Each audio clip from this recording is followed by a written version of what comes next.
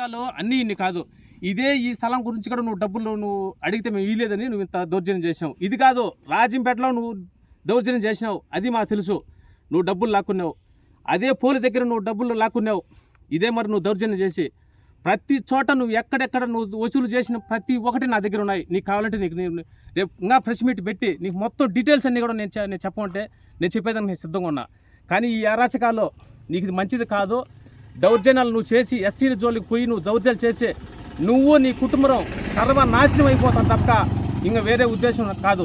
ఇది మంచి పద్ధతి కాదు. ఈ పద్ధతి నువ్వు మానుకో. ఈ పద్ధతి మానుకుంటే నువ్వు బాగుంటావు.